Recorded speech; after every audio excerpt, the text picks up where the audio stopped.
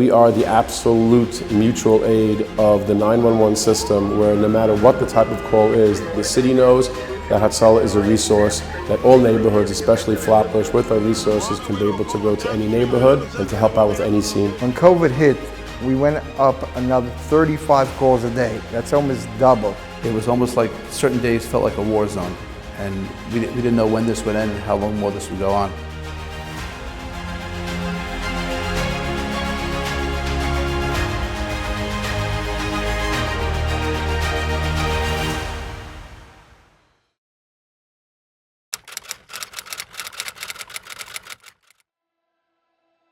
Hatzoloh wouldn't accept the fact of having a radio system. We had a dispatching machine in my house. We were dispatchers, my wife, not me, 4 to 7 p.m. Very hard. People come home, they start thinking about themselves. We had only telephone communications with the dispatcher. As time went on, we grew the beepers. Response time was held back because of beepers, because when the base would call you, you'd get a beep, you'd see the phone number, you'd have to go find a payphone somewhere. Obviously, we didn't have phones.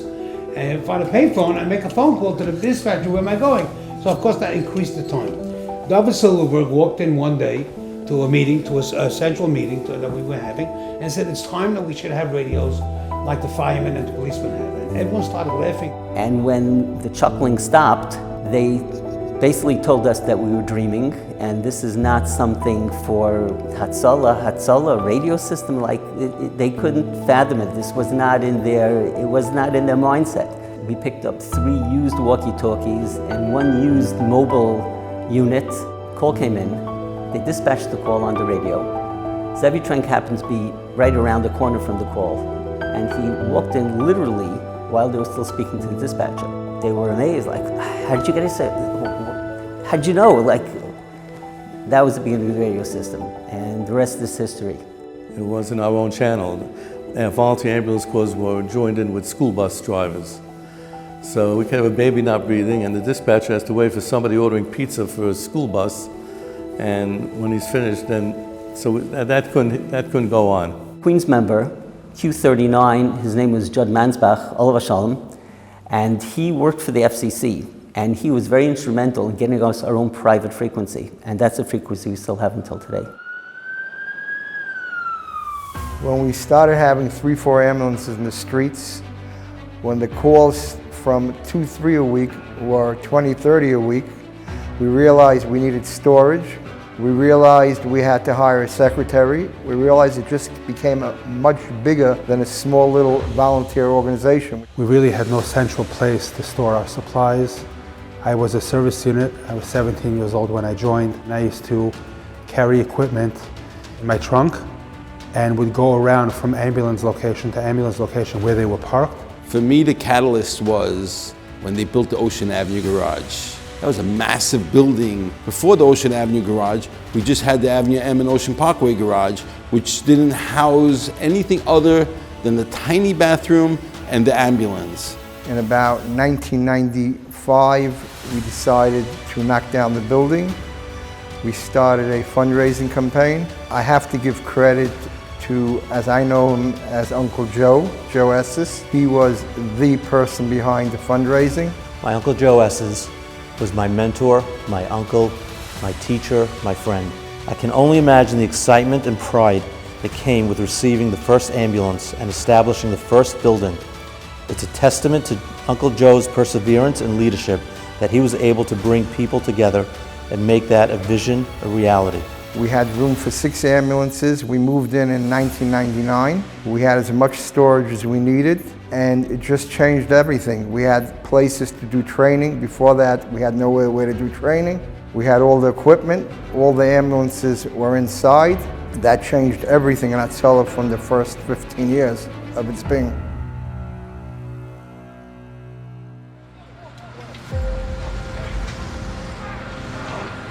February of 1993, which was the first explosion that we had down in the World Trade Center. Hatzoloh's response there was an amazing response. It wasn't a Friday, so it was definitely that we were giving of ourselves.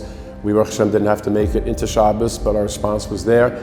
9/11, of course, was a major response. 97 code 1, go ahead. Fall off the roof. Fall off the World Trade Center. Best time to 170.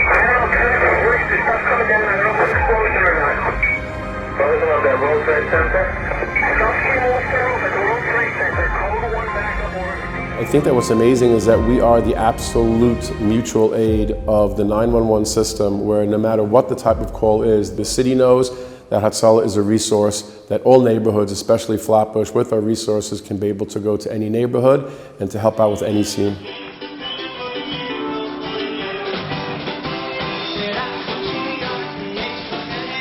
We were about 150 members strong when I started in 1996, but COVID really proved to us that there was so much more that we need to do for the community. Each and every one of us, in our own way, helped shape and mold the direction of the community and where we are today. We got hit with no warning. We had the members, the service units, everybody, instead of giving 5-6 hours, people were giving 18 to 20 hours a day. You were looking ahead literally day by day. We didn't know what tomorrow would bring. We didn't know what the evening would bring. There were times that we were jumping from call to call without even finishing one on the same block where there was another critical patient. During COVID and after COVID, many people came over to me and said, it's unbelievable how I heard the sirens 24 hours a day. Middle of the night in the mornings, it was mind-boggling that all day Hatzoloh was flying back and forth, I'd say 100 times a day, or even more, going back and forth. That's when it hit, the people noticed that Hatzoloh is part of our life. The fear of the unknown was the hardest part. You didn't know whether you'd be alive in a week from now because COVID was killing so many people. When our family were not feeling well, when people were sick, when people were unfortunately going to the hospitals, we were a source of strength for the community at large, and they kept reaching out to us, and we just never gave up. We became as one family, and I believe now after COVID, we are a much stronger organization, a much stronger community.